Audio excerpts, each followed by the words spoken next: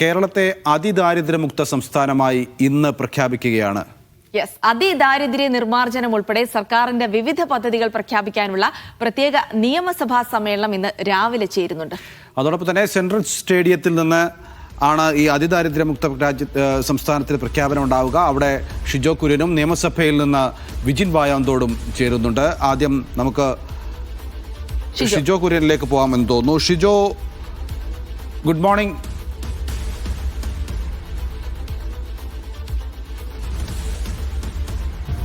Shijo, good morning. കേട്ടില്ലേ?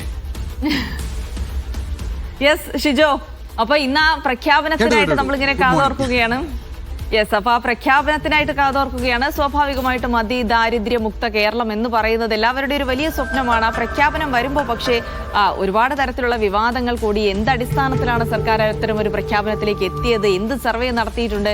എന്ത് കണക്കുകളുടെ പിൻബലത്തിലാണ്? അങ്ങനെ ഒരുപാട് ചോദ്യങ്ങൾ കൂടി സർക്കാർ നേരിടുന്നുണ്ട്. പക്ഷേ ഇതിനിടയിലും സർക്കാർ എം പി രാജേഷ് ഇന്നലെ വിശദീകരണമൊക്കെ ആയിട്ട് രംഗത്ത് വന്നത് നമ്മൾ കണ്ടതാണ്. അപ്പോൾ ഇന്ന് നിർണായകമായ ഒരു പ്രഖ്യാപനത്തിലേക്ക് കൂടി സർക്കാർ നീങ്ങുമ്പോൾ എന്താണ് അതുമായി ബന്ധപ്പെട്ട വിവരങ്ങൾ ഷിജോ? എന്തായാലും നൗഫലിനും ജിൽസിക്കും ആദ്യം തന്നെ കേരളപ്പിറവിന് ആശംസകൾ നേരുകയാണ്. നൗഫലിക്ക ഗുഡ് മോർണിംഗ് പറഞ്ഞതിന് ശേഷം അതിൻ്റെ ഒപ്പം തന്നെ തുടർ ചോദ്യം ഉണ്ടാകുമെന്ന് വിചാരിച്ചുകൊണ്ടാണ് ഞാൻ ആ ഗുഡ് മോർണിംഗ് കേട്ടിട്ട് മിണ്ടാതിരുന്നത്. എന്തായാലും രണ്ടുപേർക്കും നല്ലൊരു ശുഭദിനം കൂടി ആശംസിക്കുന്നു. എന്തായാലും വലിയൊരു കൂറ്റൻ സ്റ്റേഡിയമാണ് സെൻട്രൽ സ്റ്റേഡിയത്തിൽ അതിദാരിദ്ര്യ നിർമ്മാർജ്ജന പ്രഖ്യാപനത്തിന് വേണ്ടി സംസ്ഥാന സർക്കാർ തയ്യാറാക്കിയിരിക്കുന്നത്.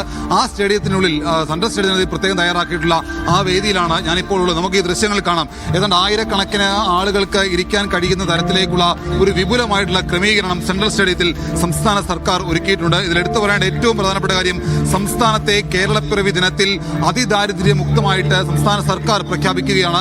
അതിലെടുത്തു പറയേണ്ടത് 2021 സംസ്ഥാന സർക്കാർ തുടങ്ങിയ പലതരത്തിലുള്ള പ്രക്രിയകളുടെ ഭാഗമാക്കിയാണ് ഇങ്ങനൊരു പഠനം പൂർത്തിയാക്കുകയും കേരളത്തിലുണ്ടായിരുന്ന അതിദരിദ്രരെ കണ്ടെത്തിക്കൊണ്ട് അവരെ അതിദാരിദ്ര്യത്തിൽ നിന്ന് മുക്തരാക്കി എന്നുള്ള സർക്കാർ അവകാശപ്പെടുകയും ചെയ്യുന്നത്. അതിന്റെ ഏറ്റവും വിപുലമായിട്ടുള്ള ഒരു പ്രഖ്യാപന ചടങ്ങാണ് ഇന്ന് സെൻട്രൽ സ്റ്റേഡിയത്തിൽ നടക്കുക. വലിയ ഒരു ആഘോഷ പരിപാടികൾ തന്നെയാണ് കേരളപ്പിറവി ദിനത്തിൽ സെൻട്രൽ സ്റ്റേഡിയത്തിൽ സംസ്ഥാന സർക്കാർ ഒരുക്കിയിട്ടുള്ളത്.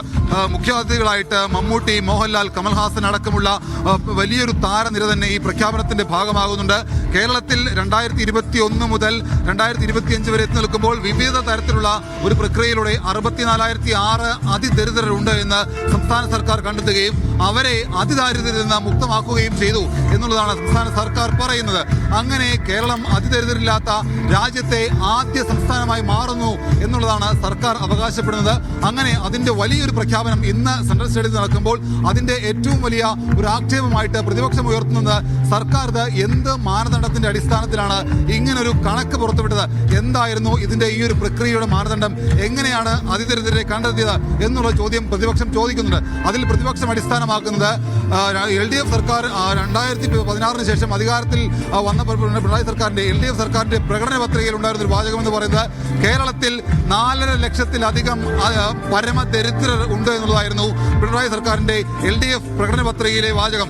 അങ്ങനെ 4.5 ലക്ഷത്തോളം പരമദരിദ്രരിൽ നിന്ന് എങ്ങനെയാണ് 64,000 അതിദരിദ്രർ എന്ന കണക്കിലേക്ക് സർക്കാർ വന്നത് എന്നുള്ള ചോദ്യമാണ് പ്രതിപക്ഷം ചോദിക്കുന്നത്. അപ്പോൾ ഈ പരമദരിദ്രരും അതിദരിദ്രരും തമ്മിലുള്ള വ്യത്യാസം എന്താണ് എന്നുള്ള ചോദ്യങ്ങൾ കൂടി പ്രതിപക്ഷം ചോദിക്കുന്നുണ്ട്. അപ്പോൾ ഇത് ഇരുട്ടുകൊണ്ട് ഓട്ടയടയ്ക്കുന്ന രീതിയിൽ ഒരു തെരഞ്ഞെടുപ്പ് മുന്നിൽ കൊണ്ടുള്ള ഒരു തെരഞ്ഞെടുപ്പ് സ്റ്റണ്ടാണ് എന്നുള്ള ആക്ഷേപമാണ് പ്രതിപക്ഷം ഉന്നയിക്കുന്നത്. എന്തായാലും ഈ ചടങ്ങിലേക്ക് പ്രതിപക്ഷ നേതാവ് VD സതീശൻ അടക്കം ക്ഷണമുണ്ട്.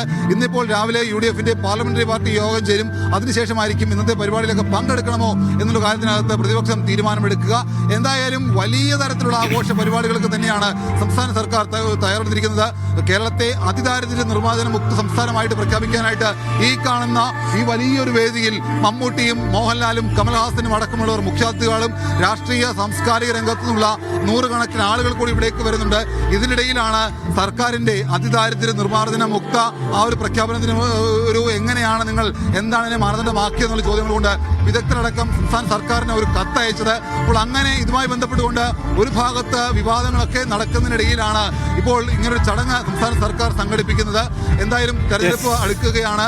അതിനിടയിലാണ് LDF സർക്കാരിനെ സംബന്ധിച്ചുകൊണ്ട് സംസ്ഥാനത്തെ സംബന്ധിച്ചുകൊണ്ട് വലിയൊരു പ്രഖ്യാപനം ഇന്ന് മുഖ്യമന്ത്രി പിണറായി വിജയൻ നടത്തുന്നത്.